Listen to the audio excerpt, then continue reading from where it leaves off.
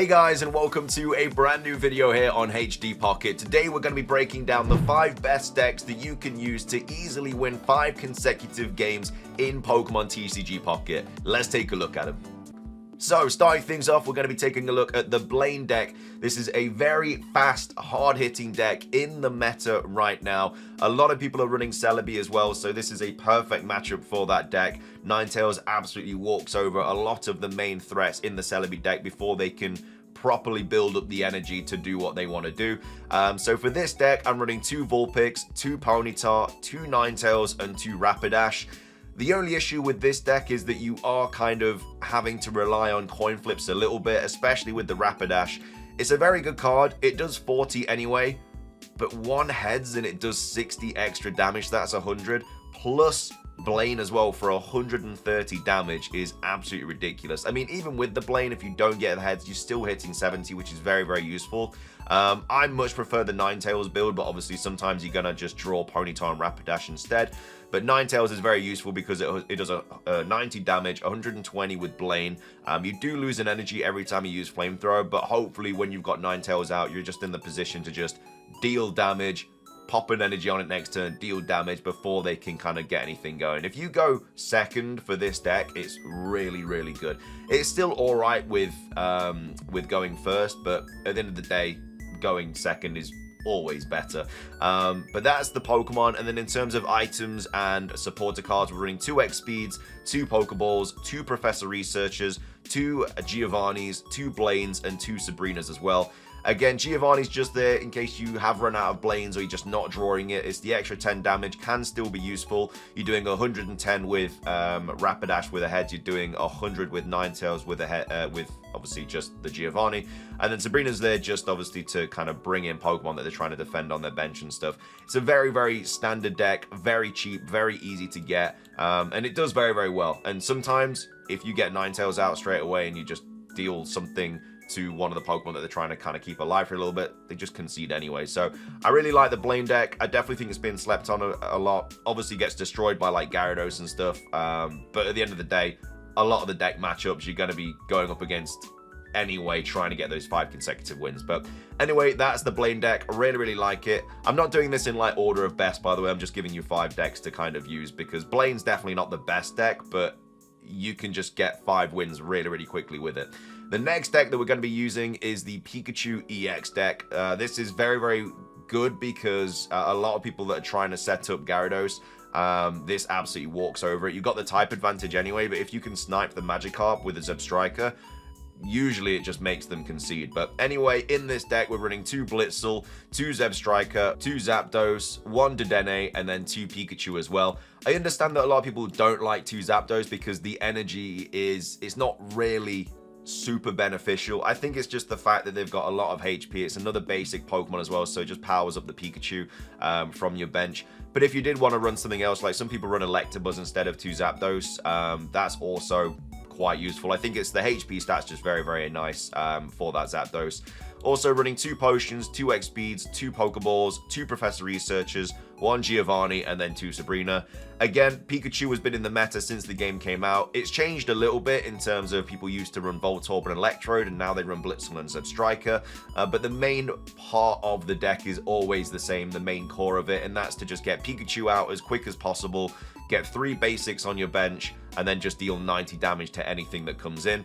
Zebstrika is preferred now to Electrode just because you can snipe Magikarp on the bench. I mean, this deck has a good matchup against Gyarados regardless, but Gyarados does one-shot everything in this deck, which obviously isn't ideal. But if you can snipe that Magikarp, you know, turn 2, because it's only a 1 energy attack, then that just kind of stops the Gyarados completely, and most of the time they'll just concede. So I really, really like the Pikachu deck anyway. It's just fast, and you don't have to evolve anything really in terms of the main sort of damage dealers. You know, if you draw Pikachu for turn 1 and you draw a couple of basics, you're kind of ready to go, especially if you go turn 2 as well. It's really, really good. So I think solid deck. Probably not the best, but 100% can definitely get you 5 wins in the TCG Pocket event. Next up, we're going to be taking a look at the Gyarados deck. I can't build this because I only have 1 Gyarados, but the deck profile for this is 2 Froakie, 2 Magikarp, 2 Frogadier, 2 Greninja, and then 2 Gyarados, and then 2 Druddigon. So the main part of this deck is obviously to just build Gyarados up on your bench, whilst the Druddigon is in your active spot taking all the hits. You also want to be building up Greninja as well every single turn, because with its Water Shuriken ability, you're just able to do 20 damage to one of your opponent's Pokemon every single turn regardless. So it's basically a double Giovanni every single turn. A lot of the times you don't really get Greninja out there. You just kind of build Gyarados up and then you just obviously destroy anything that's kind of against you. The Rampaging Whirlpool can backfire, obviously making you discard one of your energies, but a lot of the time you just pop an energy back on it next turn anyway, because you don't really need to be putting energy on anything else. You don't need to put energy on Greninja to use its Water Shuriken.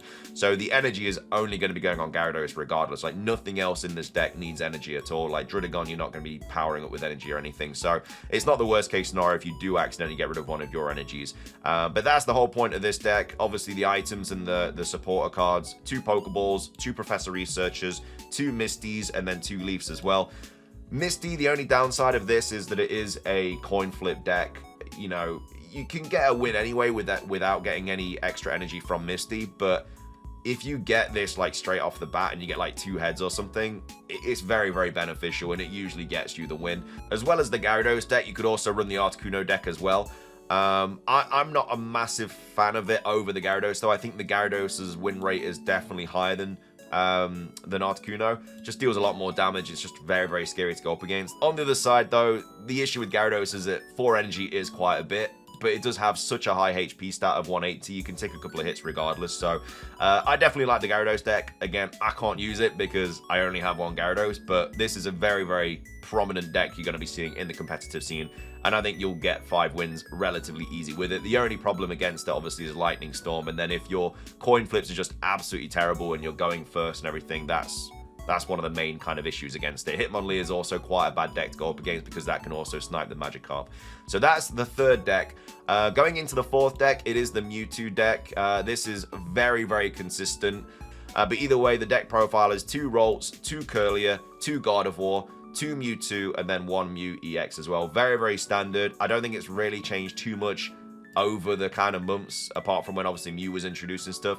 Some people run different variations, like they run a Jinx and stuff, but I definitely think Mew is the best sort of card to run instead, because it just offers you a lot of HP. You can do a lot of damage against other Mewtwo decks as well with genome hacking as well. So it's a very, very beneficial card to run in the deck, in my opinion. But they're all the Pokemon. And then in terms of items and supporter cards, you're running 2 Pokeballs, you're running 2 Mythical Slabs because it's just an extra draw if you get lucky with it, which is very, very good for thinning the deck. You get 2 Professor Researchers, and then I also run 1 Giovanni for extra damage, 1 Sabrina just in case you need it. I also run the Budding Expeditioner. I really like this in this deck. It accompanies Mew very, very well. Again, if you draw it and you don't have Mew out or anything, then it can be a bit of a brick. But if you've got Mew out in your active spot, you've taken a bit of damage, you're down to like 40 HP, you just play the Budding Expeditioner. It just puts Mew back in your hand, and you don't lose any points as well. So you basically get like a couple of free turns of damage. And then you can just pop it back on your bench if need be, and then swap it back in. So I do really like the Budding Expeditioner. Again, you could run maybe a different supporter card like Giovanni or Sabrina if you wanted to, but I think it works really, really well with the Mew. And then also run 2 Leafs as well, just because if you do need to get something out quickly or something, then Leaf is just very, very useful for that. But the Mewtwo deck is very, very good, especially if you get everything that you need. Again, you can brick with it, which is a little bit unfortunate, but there's cards in this deck to kind of help with that. Like I say, Mew is there in your active spot to try and get a couple more turns of draw. The Mythical Slab's in there as well. You've got your Pokeball, Professor's Research. It bricks a lot less now with the addition of Mythical Slab and stuff. But yeah, I really like this deck. You'll be seeing this a lot in the event because it's just so good and it's so consistent. So that's the 4th deck. And then the 5th deck that I really, really like is the Celebi Exceggutor deck. So for this deck, you run 2 Execute. I prefer this one over the other one just because it gives you that free energy to kind of get the Exceggutor at full potential straight off the bat. You don't have to waste an energy on it. You can then pop that energy on your bench for your Celebi. But the whole point of this is to get Exceggutor out quick, beef up your Celebi and your Superior on your bench, bring in Celebi, and then just boom, coin flip constantly and hopefully get like a few heads. But that's why I prefer this Execute. Again, you might want to run the other one instead, but you're not doing any damage with it, but Exceggutor is the main sort of damage dealer. So that's why I run these two Execute. I run one of each Snivy as well. I feel like they're both quite useful in different situations. This Snivy obviously has more HP, but you have to have an extra energy to do an attack. This Snivy has less HP, does half the damage, but obviously you only need one energy. But like I say, if you have Execute out in your front spot and you maybe want to swap it out for the Snivy, if you're trying to draw that Exceggutor, you can always pop the energy on this and then you pop the other energy on the bench for the Snivy, and then you can just like swap it out next turn or whatever if you really wanted to. I also run 2 Savine, 2 Exceggutor EX, 2 Celebi EXs, and then 2 Superiors. The only issue with this deck is that you potentially could brick, like your first hand could be Snivy, this Exceggutor, and then like Exceggutor EX, and then like an X accuracy and something like that. It could happen, but at the same time, I think the synergy of this deck is really, really good because there's not a ton of evolutions barring this the Savine and the Superior, and Exceggutor can hold on its own as well. If you can get Exceggutor out early, then yeah, you're dealing up to 80 damage per turn, and you've got that 160 HP as well, whilst you're just beefing up the Celebi on the bench. Also run X Speed, 2 Pokeballs, 2 Professor Researchers, 1 Erica to keep that kind of Exceggutor alive for a little bit longer, and then I also run a Leaf as well. So I do really like this deck. I think it's seen a lot more play now. Because Celebi, when it first came out, obviously was very busted with Superior and stuff, being able to do a lot of damage with Celebi. But with the Exceggutor edition, I think it's just even better now. But yeah, I really, really like this deck. But they're the 5 that I'd probably use. Like I say, you could run other variations as well, like you could run the Articuno deck if you wanted to. But I think if you don't hit the heads on that, then it can backfire quite a bit. But with these 5, again, some of them rely on coin flips, because I guess you're still relying it with Gyarados, but I just think not as much. With the Blaine, again, you're kind of relying on coin flips with Rapidash. With Pikachu, the only coin flips you really are relying on is Zapdos, but you're never really going to be using Zapdos. You kind of always want to be powering up the Pikachu.